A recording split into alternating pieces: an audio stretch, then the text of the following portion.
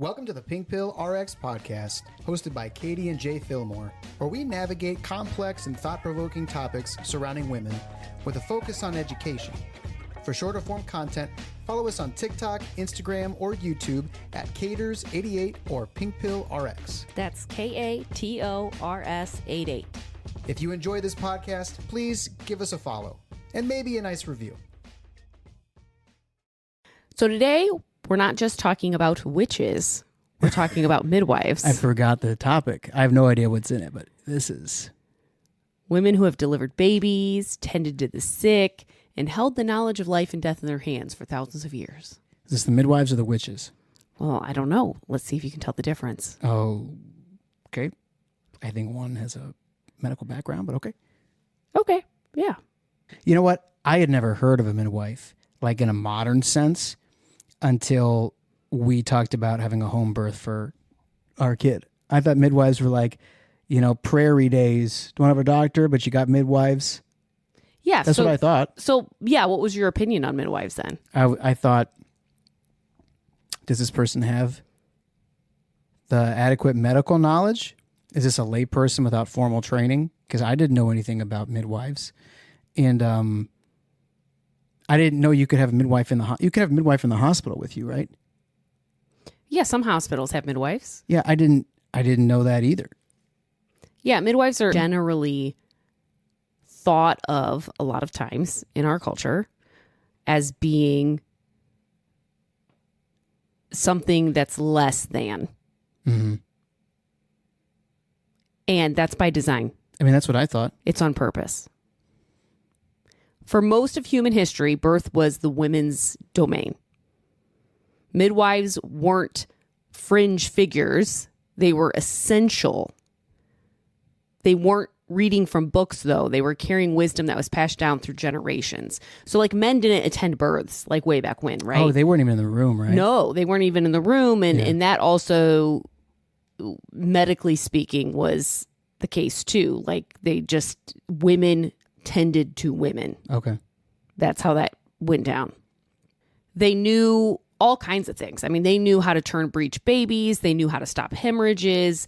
They knew how to soothe pain using herbs grown in their gardens. They attended to miscarriages, delivered stillborn babies. They stayed with women through death and birth alike. Because there's a lot of death surrounding birth back then. Right. Mortality rates were really high. Yes. So this was in pre-industrial Europe. There was no male doctors riding into rural villages to deliver these babies. There were just women with knowledge. The problem is that with that knowledge, they held power, and that made them targets. So by the 1500s, something started to shift. Medicine began to be professionalized, okay? So universities were formed. Latin became the language that gave you legitimacy. You would learn all these terms and, all the names of things and all the Latin roots and what they meant. And suddenly, the most important qualification to practice medicine wasn't experience anymore. It was theory and like knowing these things via textbook. Okay. And then women were denied access to that education. Women were not allowed to be in medical school. Right. So doctors were trained in anatomy, but they were rarely trained in childbirth.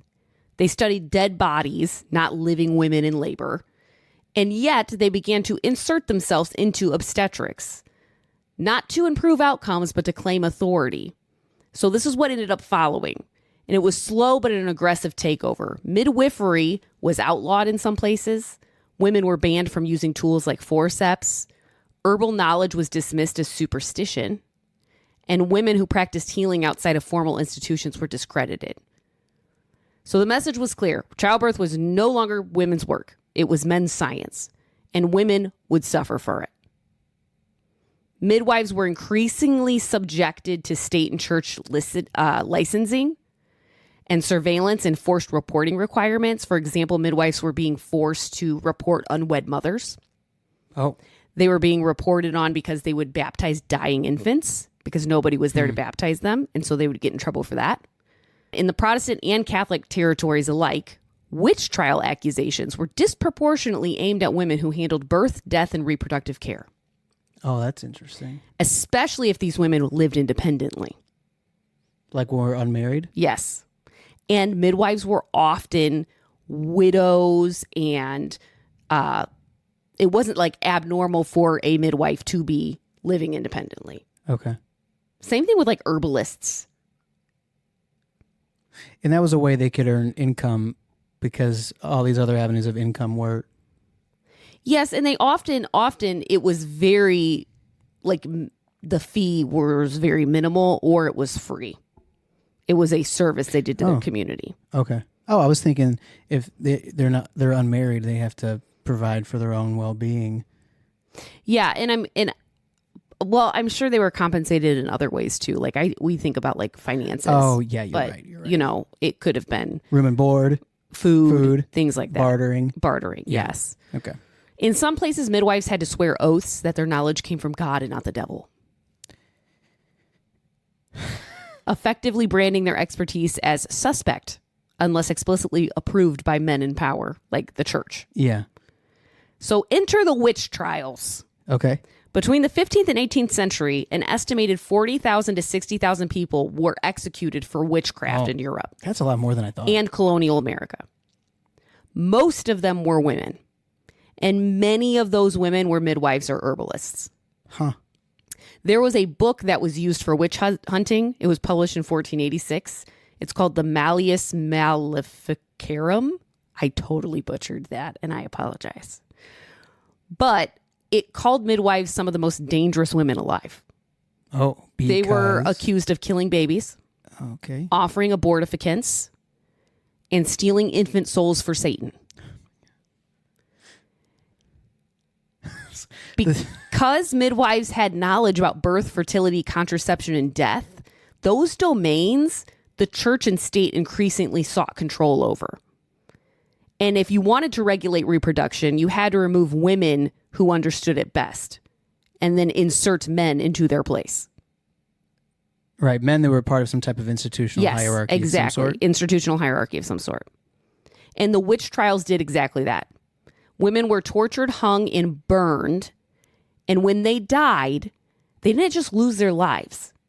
The communities lost their collective knowledge on childbirth and life and death things that midwives dealt with. Because then they couldn't pass on their knowledge, and then they couldn't provide it to people in their area. Yes, and now these people are reliant on the medical community and these universities and these educated. They're systematically removing midwives from the equation. Kind of reminds me of like when, drastically different scenario, but when mom and pop stores are, outed from a community because they go out of business because like of Walmart or something. Yeah. Or Amazon, and then you're forced to rely on Walmart and Amazon. Yeah. That's exactly what basically happened. Yeah. And it's still happening. So, but we're going to talk about the witch trials a little bit. Okay, yeah. Anyway. So during the witch trials, roughly between 1450 and 1750, did not realize it was that long. 300. Our country is not even that old. Yeah. Oh. So this was happening in Europe and it echoed a little bit into colonial America. So a witch was less about spell casting and more about social deviance, especially by women. Most accused were not practicing any form of witchcraft. They were often midwives or herbalists, like I was saying, widows or unmarried women, poor or low status women, women who owned property, and outspoken, non-conforming, or difficult to control women. Property. Yeah. So it wasn't about what they did. It was about who they were in the patriarchal, religiously dominated, and often economically unstable society. And that became a threat. So if you were threatening the economic fabric or the religious fabric or the patriarchal fabric, you were at risk of being accused of being a witch. So knowledge of plants. Oh, we just talked about that. Sorcery. So if you were an herbalist and you had knowledge of plants, it would have been considered. My mom would be considered a witch. Oh my gosh, I cannot imagine. Your mom would just. My mom is horrified. Very much an herbalist, and she would be horrified to know that she'd be considered a witch. Yeah. So, people who take ashwagandha or red raspberry leaf or evening primrose oil for hormone balance, back then would have been taking potions. And those who made those potions would be brewing potions, and you would be subjected to possibly being accused of being a witch. So they're really just like apothecaries. Literally, yes. Now you're into holistic health. Then you're a witch. Well, the holistic health now is still talked very lowly about. It is, and it comes from these roots, though. It comes from these roots of not wanting that in the medical space for religious, economic, and capitalist reasons. Interesting. That's why they want to keep things that could potentially be very helpful in the right environment under the right supervision, like psilocybin for like major depressive disorder and stuff. Yeah. Well, I just think about how many weeds, like I've learned so much about just like what we consider weeds in our yard and stuff, like mullein, for example. Mullein has made a huge comeback, which is a weed that grows in your yard, but it's like has amazing respiratory health benefits. And if you were to use that for respiratory health benefits, it's funny because today we look at that and we're like, so primitive. That's so woo-woo. But back then people were using that, and then that was causing them to be prosecuted. So then any knowledge of contraception meant basically that you had a pact with the devil. Can you made elaborate? You made a baby disappear. Even though it's keeping a baby from ever actually being there. Yeah, but you're preventing life. So that's a pact with the devil. Okay. Sorry. The superstition stuff really gets me. Like it's wild to me. And I've kind of like laughed a few times about it. It's not like I think, oh, this is hilarious, but it's like, I just can't believe the level of superstition, Yeah. Women who were loud, defiant, or questioned church or the state were dangerous. And now they would be considered like advocates, right? Like you're advocating for reproductive rights or advocating for or protesting injustice or confronting misogyny. Like I would fall into this category. And so back then you would be cursing the magistrate. Like you'd be considered somebody who did that if you were loud and outspoken or going against the grain, basically. Yeah. And today you're an advocate. Interesting. I still think today, like in religious circles, you can be labeled a deconstructionist and ostracized for questioning or going against the mainstream of what like mainline Christianity says, right? Or you could be considered anti-science if you're pro these other things, right? I mean, isn't it? Yeah. Aren't people still but women still labeled that way? Yeah. Something I find interesting is land-owning widows were common targets because they lacked male protection. Dude. And they want that land. They wanted the land. And there's a lot of research and a lot of historical background that really kind of insinuates that the witch trials were a huge land grab. Whoa. From women. Whoa, that is wild. Huh. Yeah, so the land grabbing thing is like super interesting because land gave women economic power. So anything that threatens the fabric of the economy or anything like that makes you a target, like we were saying. So accusations of witchcraft were frequently used to strip women of property, seize homes or farmland, or eliminate rivals, often with the full cooperation of legal and religious institutions. So what would happen is in many regions, an accused witch's land, livestock, and possessions were automatically forfeited to the church, local authorities, or even their neighbors.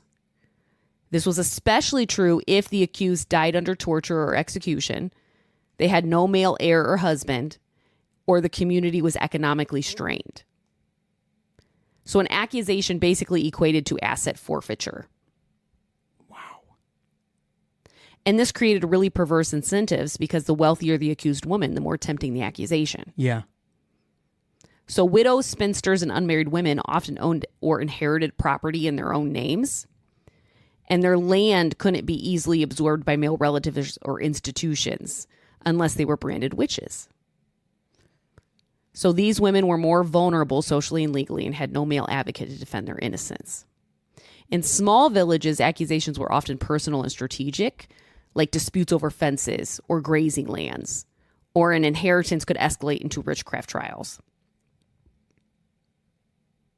This is unbelievable. There was one woman, Katharina Hennot. She was from Germany. This was 1627. She was a successful postmistress, which was... Like a postmaster? Yeah, which was like very few women were involved in that. So, one of the very few women that were Germany. running critical infrastructure, essentially. Yeah. And a rival male, M-A-I-L, male network backed by the church wanted her out. So she was accused of witchcraft. Despite no history of healing or magic, she was tortured, convicted, and burned alive. Oh, my God. And her execution cleared the way for her postal franchise to be absorbed by her competitors. Two of the largest and deadliest witch trials in Europe, where over 1,000 people were executed. In one town, the Würzburg, I think is how you say it. It's in Germany. The bishop compensated the assets of those executed, growing church wealth tremendously. Yeah. And the property transfers were very well documented. The church and local officials profited from every single execution. Dang. I had no idea about any of this. Why? I didn't learn any of this in school. And then those ones specifically, those that were accused were wealthy townspeople, mayors' wives, minor nobility, not just the rural poor. So that made that unique. Well, they also probably got a lot more land and money. Yeah, exactly. It was to grow the church's purse. It's a huge wealth transfer. Mm-hmm. You know, the extent of my real knowledge about the witch trials is like the Crucible. Yeah, like I didn't learn about this in school. That like basically we were executing herbalists and midwives and widows and people who owned land or threatened the economy. Yeah. Okay, back on track. Another reason for being accused to be a witch would be being too educated. Okay. All right. Education was subversive. And back then you would be considered reading forbidden texts. Why would they be I don't understand that. Because women's literacy was dangerous. Women weren't allowed to be involved in education like men were. Got it. Okay. When women profited outside of male control, they were considered like operating dark arts. Okay. Oh my God.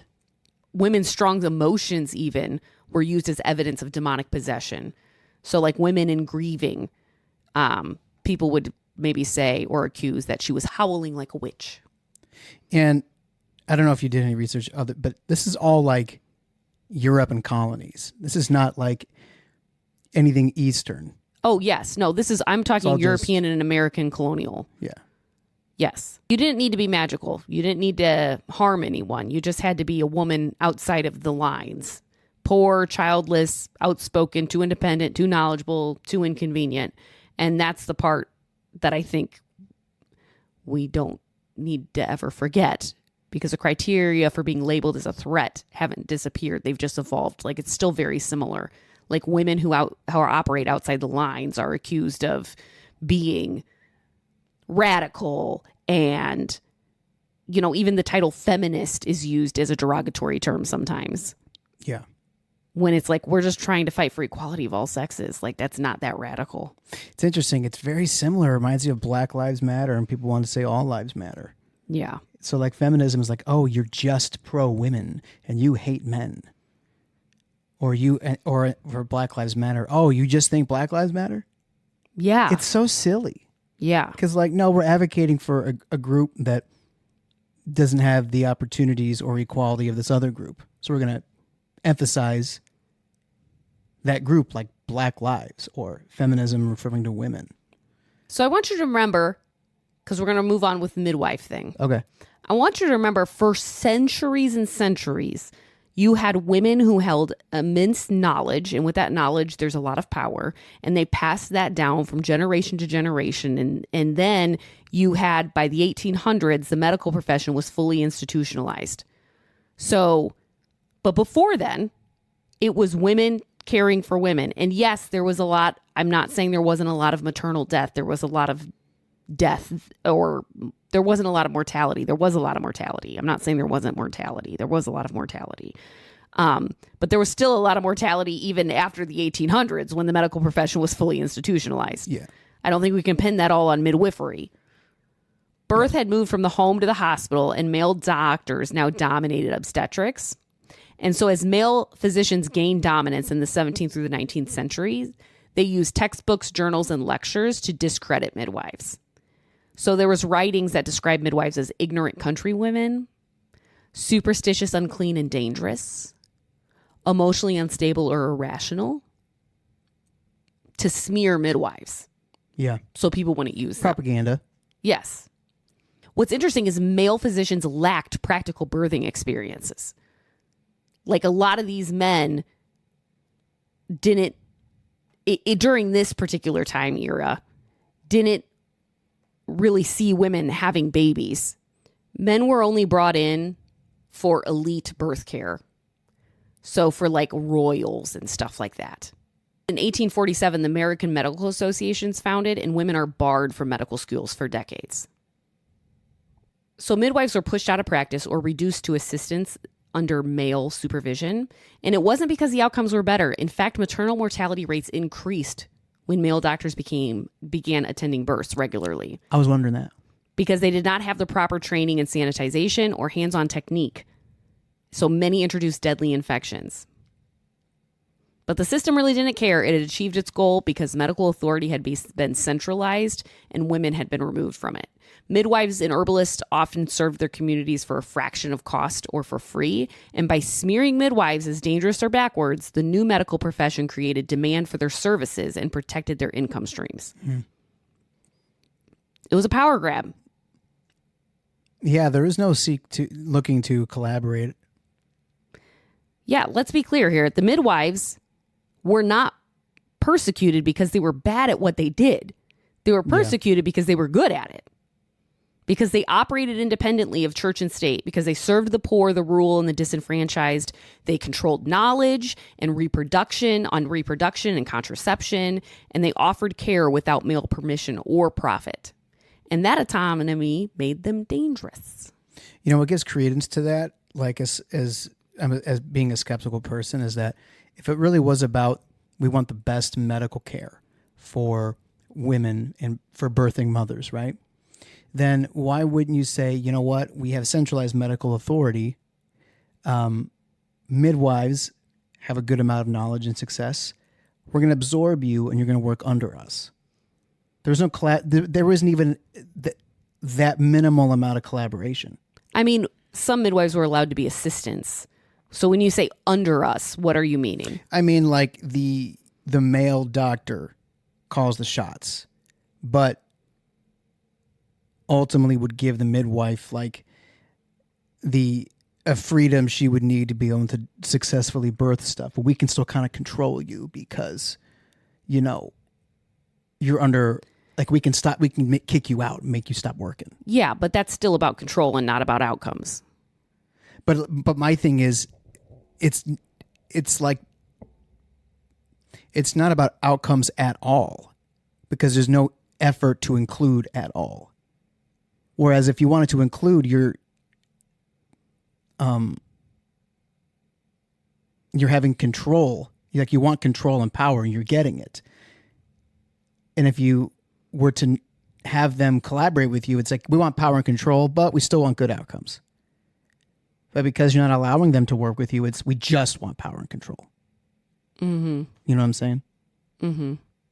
There are some historians, some writers, some authors who argue that the witch hunts and the suppression of midwifery throughout the centuries were part of a broader campaign to control reproduction. So to build a labor force for capitalism, you had to regulate women's bodies, who gave birth. You had to like regulate who gave birth, when they gave birth, how often they gave birth, and under whose authority. And midwives stood in the way with that, with their, folk practices. Mm-hmm. And maybe you're thinking, okay, but we've moved on, right? But if you've ever had your pain dismissed, been told you're too hormonal, been pressured into a C-section you didn't want, think that herbs are woo-woo, or believe that nurse midwifery is the wish version of obstetrics, you're still kind of living this history. And the truth is that in the U.S., maternal mortality rate isn't great. And if you're a woman of color, it's even worse by 3 times plus. And although midwifery is on the rise again, it's still treated very often, kind of like you said at the beginning of this episode, as this alternative or unscientific practice. And that is actually like the belief, and there's a lot of laws in many states that prohibit midwifery practicing freely. What does that mean, practicing it freely? Like there's some states that don't allow home births, period, even if you have a certified nurse midwife. Oh. Now, there are different kinds of midwives. Certified nurse midwives are legally recognized in all 50 states. A lot of those states require a collaborative agreement with an OB, so they have to work under them. Mm-hmm.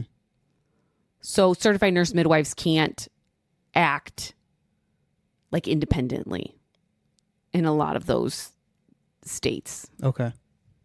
There are lay midwives, which are like certified professional midwives, sometimes called certified professional midwives or lay midwives, who attend home births, but they're not registered nurse. They're illegal or unregulated in several states. So, and you know, there's a lot of mixed reviews out there about, I don't want to get too much in the weeds between the two kinds of midwives. Okay. Because I do feel like, of course, there needs to be formal training as well as like practice and experience. And I think that that's important. I don't think it can just all be experience. I think you need to have formal training too. But the truth is, in the end, they never hated the midwife. They hated that she didn't need them. She didn't ask for permission. She didn't bow to priests or kings. And she knew the body. She trusted women and she delivered life. And that was enough to burn her. It's amazing to me how much like history repeats itself. It just is different iterations of it. Like oppression repeats itself over and over again. Yeah. It just is different iterations of it. Yeah. I mean, even just it's just different ways of land grabbing and wealth transfer and stuff. Yes, it's different. That's what blew me away about this part of it. Yes, we just had a massive wealth transfer. Yeah. And it was done by a governing body. Yep. Yeah, and there are land grabs going on currently with hedge funds buying up single family homes, for example. Yeah. Yeah, that's a land grab. Big entities buying up farmland. I mean, it repeats itself over and over again. It's very disheartening. Yes. And sadly predictable. We are experiencing, I don't know what it will be written down as in history or how it's going to completely play out here, but we are experiencing something that is a repeat. Yeah. People are losing rights, and that is never good for anyone. No. Like, that's what I don't get. Less rights is never good for anybody. No, it's not. And when you think about it, it just means more government enforcement of whatever they deem to be a right or not. Right. And I think what a lot of people don't realize is when your party is in power, you might agree with the things that they deem as right. But when they're not in power and those laws have been passed and the government's been given the power already, like that script could flip. Yep. Other parties can do the same thing. Yeah. You're not safe. I remember back in the early 2000s with the Patriot Act and all the surveillance and stuff. Mm-hmm. And you're taking away people's right to privacy. Yeah. And that wasn't good for anybody. No. The women's rights being infringed upon or women's rights not being enshrined in the Constitution is absolutely terrifying to me, because something that we really don't talk about with Nazi Germany is that how severely women's rights were suppressed. Women's rights were among the very first to be rolled back when the Nazis rose to power in Germany. The Nazi regime launched a deliberate strategic campaign to strip women of their autonomy, remove them from public life, and redefine them solely as mothers and bearers of the Aryan race. They were purged from civil service jobs, journalism, law, university, faculties. And the law for restoration of the professional civil service, which was passed in 1933, excluded Jewish and female professionals. Female teachers, doctors, lawyers pushed out of their positions. women were forced out of politics. The Nazi Party dissolved all women's political organizations except its own, which its own preached submission, motherhood, and loyalty to Hitler. And the German parliament had fewer and fewer women. Most were removed by the mid-1930s. There was quotas imposed on the number of women allowed in universities, sometimes as low as 10%. You couldn't have more than 10% of women at the university. They were only encouraged to study appropriate subjects like domestic science, nursing, or teaching. And then higher education for women was labeled as unnecessary and dangerous to their femininity. If you were married, you were barred from most jobs, especially in public service or academia. Women were actively incentivized to leave their jobs so men could take them. And the regime offered marriage loans and mothers' crosses, medals, to encourage childbirth and domesticness.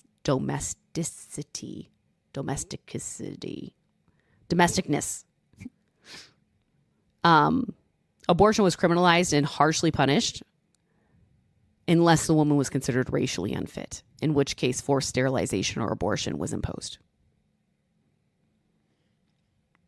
In fact, there was a law for the prevention of hereditary diseased offspring, which led to the forced sterilization of 400,000 people. Many of them were women labeled as mentally ill, disabled, or socially deviant. Birth control access was restricted and reproductive choices were placed under state control. Women could be denied marriage rights if deemed racially unfit or unhealthy. Women were told their highest duties was to be wives, mothers, and homemakers. There was even a slogan, and I can't say it in German. Basically, in translation, it's children, kitchen, church. That was like considered the ideal womanhood.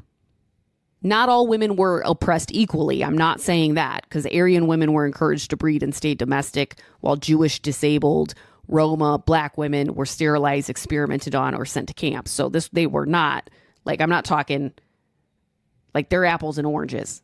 But if we're just talking about women in general, like their rights were the first to go. We should do a podcast called How Authoritarianism Targets Women First. Oh, yeah, that'd be good. I mean, did you know that about women's rights in Nazi Germany? No. Yeah.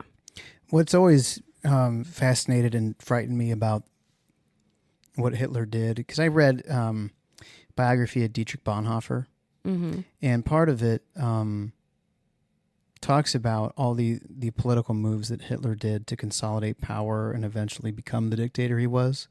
And it was all either legal or had dramatic amounts of popular support. Like, I think there was a time, and I'm going to misquote this, but you can get the spirit of it, where something was bombed or put on fire. Reminds you of Nero in Rome, actually, who blamed it on the Christians and had a big Christian persecution. But in Nazi Germany, there was some bombing or whatever, and I think he dissolved parliament as a result, the parliament, and held new elections, I think, when it was all people that, were Nazi party or whatever. It was something like that, but basically everything he did was legal under the government or was extremely popular, where it didn't matter if it was legal. But I think a lot of it was legal. Yeah, I mean, they do it legally. Yeah. And then by the time the legality doesn't matter anymore and you realize it, it's too late to do anything about it. Yeah, and that's why we should be very interested and very insistent on our rights being explicit in the Constitution. And you might argue with me and say, well, that's going to go out the window and they are already working their way around that. But that's the highest source of authority that we have when it comes to law. Yeah. We got to do the best we can. Mm-hmm. Because right now we're in nowhere's land. No man's land. Yeah. No woman's land. No woman's land. Well, that's all I have for us today. A lot I didn't know. The land grab thing's super interesting. Yeah, that really, really, really got me. I hope for those of you listening, something was intriguing or sparked a curiosity, or you felt affirmed or challenged. Stay educated. Take the pink pill. If you enjoyed this podcast, please give us a follow and maybe a nice review.